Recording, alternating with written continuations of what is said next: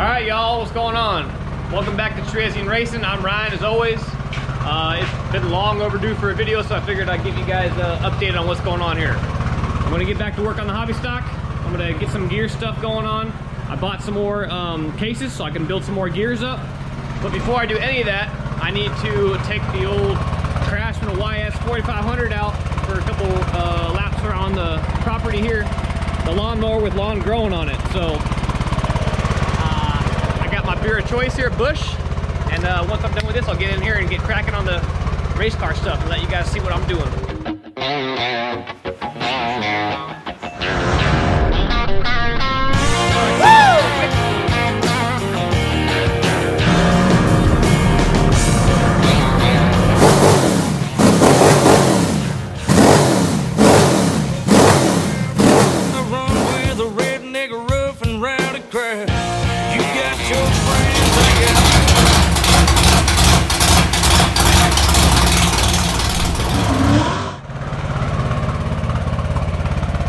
My favorite part about this lawnmower, aside from the fact that it was free and all I had to do was rebuild the motor to get it running, is the fact that it's got a cup holder.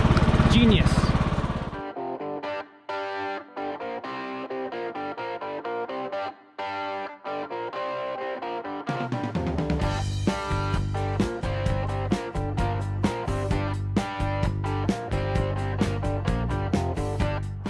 All right, that's done. Now time to move on to race car stuff. So, the last time you guys saw anything going on at Cherezian Racing in the video, it was when we were working on this thing. Eric put out the gear, and we both put on this side panel here for the passenger support safety system. Since then, it's been a while. We haven't really got a whole lot done on it, but this part is in, kind of extended over a little bit. Yeah, I know it doesn't look perfect, but it's gonna do its job, so that's all that matters. Ain't nothing coming through here at all. So that's all together. We're gonna cut out the floor pan here and put some subframe braces that go from the front to the rear, tie it all together, and we'll be able to mount our seats to it. That's what I'm probably gonna be working on next after I start getting this gear stuff going. So I needed a couple more housings to build some more gears for the stock car. IMCA stock car that's sitting outside. So I picked some of those up, and I'm still working on this cap. I'm gonna reinforce this this cracked part that I welded back together with some more metal, but I'm not gonna show you guys that in this video. What I am gonna show you is what's going on over here. Got the engine block right here that I'm hoping we can put in this hobby stock. So this thing needs to go 30 over, but the problem is there's a crack right here.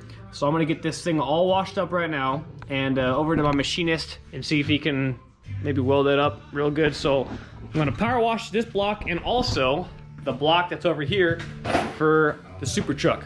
So this is the motor I'm building for the super truck. There's a race on January 1st at Stockton, but there ain't no way I'm gonna get this thing done by then. So I do need to get it cleaned up. All the grinding has been done on this block, so all I gotta do is go ahead and power wash it, get it all cleaned up so we can start assembling it here pretty soon.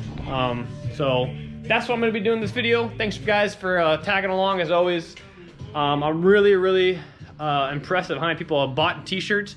If you guys want some t-shirts for Christmas or something, maybe give it away as a gift, check out the description of this video to figure out how you can get one. If you order it soon, I can probably get it to you before Christmas. So yeah, check out the video description on how you can purchase one. We got small through 5X right now. So yeah, I'm gonna get to work. So I know it's not Thirsty Thursday, but I'm still cracking a cold one. We had Thirsty Thursday this week, but didn't get much filmed because basically what we had was we had a guy come and purchase a t-shirt. That guy was also the tech official at our home track, Antioch. So we had him over. Salazar is his last name. I'm not gonna give his first name away just for some identity things, but he was kind of giving us some pointers on this thing, what to do on this car to make it legal and make sure we pass all the tech rules, because I'm kind of in the dark on this thing. I've never had a hobby stock before. So he kind of gave us a once over and kind of gave us some pointers here and there, safety things as well. But that's why we didn't get much filmed, or anything filmed at all for that matter, on Thirsty Thursday. But Eric was here, I was here, just having a good time and kind of kicking it back and drinking a couple beers and talking it over with the guy. So I'm over here working on this block, and something that I'm not sure if you guys know or not, probably some of you guys do, some of you don't. This block had a bunch of plugs in here, and they were Allen plugs, and as you can see, some of them stripped out. So I got two I got to strip out. There are two that I did strip out that I need to get out now. And what I could do is I could drill them out and put like a extractor bolt in there and get them out. But if you guys have torque sets, sometimes you can find an oversized torque bit and just pound it in there. And they like to grab pretty well. So I just pounded that all the way down there with this torque bit. I'm gonna see if this guy comes out. I like these new bush cans, pretty cool looking. All right, so a little bit of heat would probably help, but I'm kind of lazy right now. I want to see what this guy can do just by itself. Let's see if I can get this.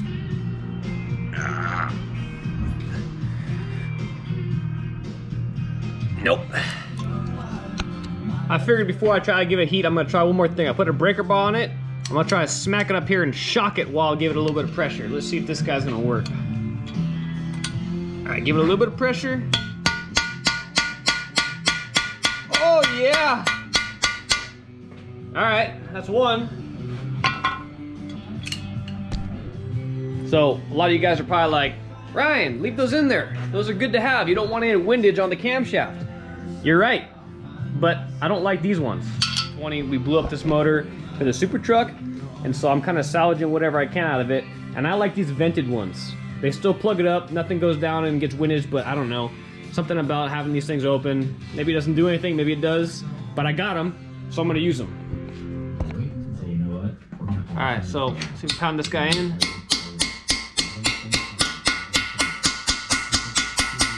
Change tone so you know it's all the way down. Pressure.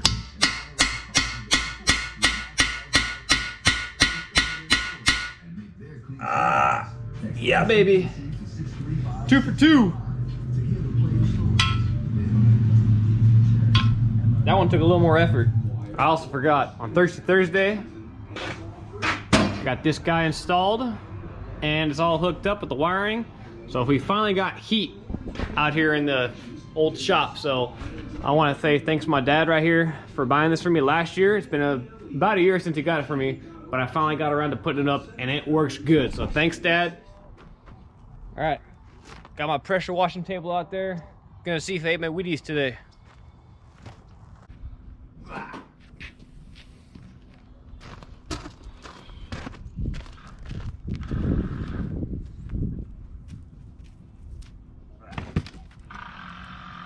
Okay, time for pressure wash.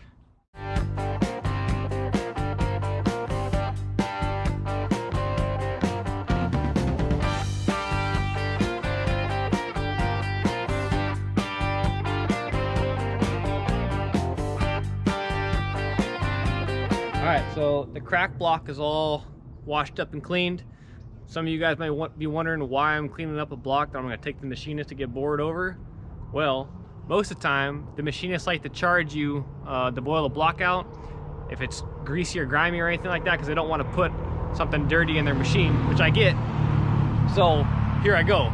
I just go ahead and do a little 90% trick on it, hit it with some degreaser, hit it with the pressure washer here, then no service charge when you get there. Just straight up bore my motor out what I want it to be, send it back to me. So I'm gonna bring the other motor in that's gonna be going to the super truck now, and that one is not going to the machine shop. I'm just gonna clean that one up so I can start assembling it. So it should be pretty light, and the sun's going down, so I got like maybe a half hour to work with, so we'll see.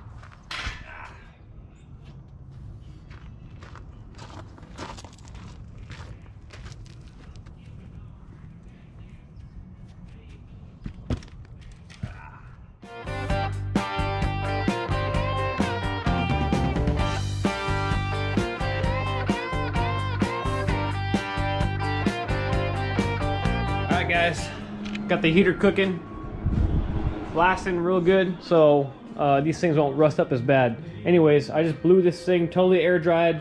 I got in every single oil galley passageway and every nook and cranny, so this thing is totally dry and clean. So I'm gonna hit it once with some WD-40, and then I gotta do the same thing with this block, but probably not WD-40 because I don't care about it that much, because it might be junk. We'll see. All right, y'all, so took the engine that was sitting over here, that was the suspect one with the crack in it, over to the machinist today, and he said that he thinks he can fix that crack in it So he's gonna go ahead and bore that block 30 over so we can get going on the motor. And then I just made a new video, and I'm not sure if I posted yet or not. Only time will tell. But anyways, it's gonna be called something like fixing a 4 9-inch like a redneck. Basically that crack cap. I had to do a little more monkeying on it, and I ended up putting this big old honking plate on there. So if that breaks, then I don't know what won't break. But that thing ain't gonna break, I can guarantee you that. Got a big old stout plate on top, 3/4 inch plating there. So this guy's pretty much ready to get assembled and set up. So I'm gonna go ahead and put the backlash and run a pattern on it. All right, I'm getting my backlash all dialed in. I have made a video, actually several videos. There's a 2-part video out there that I made a while back, exactly how I build these things from basically start to finish. I'll try to go ahead and put a link to that video in this video's description, as well as the video about how to fix this crack cap here. So video description, both those videos will be there if I can figure out how to do it. But anyways, this guy is coming close. I just got to run basically a pattern on here, and I'll show you guys a pattern, and then that'll pretty much be the end of what I'm showing you here, and we can put it back in the car.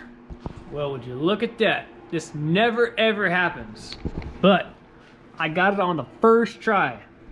I'm not sure if you can see with this camera too well, but basically this is the drive side because it's the flatter part of the tooth. The more angled side is the coast side.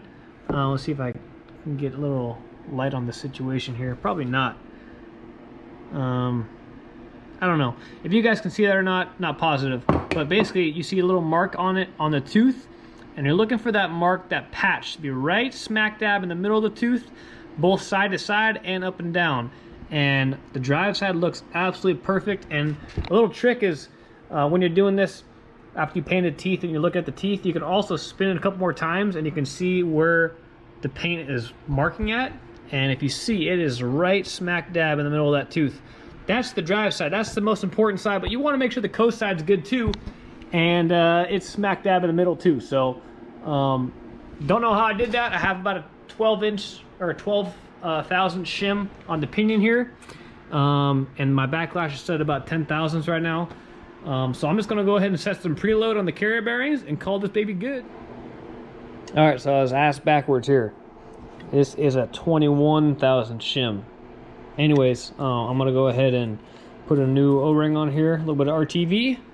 So that guy will be all done, and then set my backlash where it's supposed to be.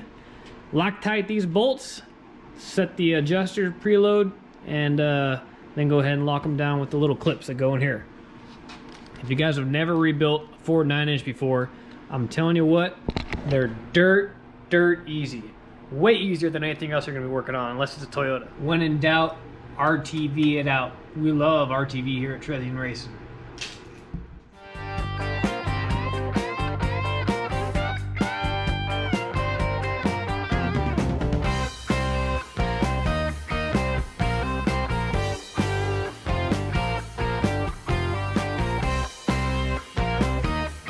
All right, so she's all locked down, tightened up, and ready to go back in the car. I had to make another adjuster bracket here, custom make it here, so it can actually stop the adjuster from backing out. But anyways, this baby is ready to go. That's pretty much gonna do it for this video. I know it wasn't a whole lot of stuff I was doing, just kind of knick-knack stuff, but you guys want to see videos, and this is what I'm doing during the off season. So anyways, hopefully next video we can get a little more stuff going on. Don't forget, if you want shirts for Christmas, let me know like ASAP, like today, right now. Let me know in the comments, find us on Facebook, Instagram, whatever, and I'll get those shirts shipped out to you guys if you want one for Christmas as a present or something. But anyways, next video, we're gonna be throwing this in the hobby stock.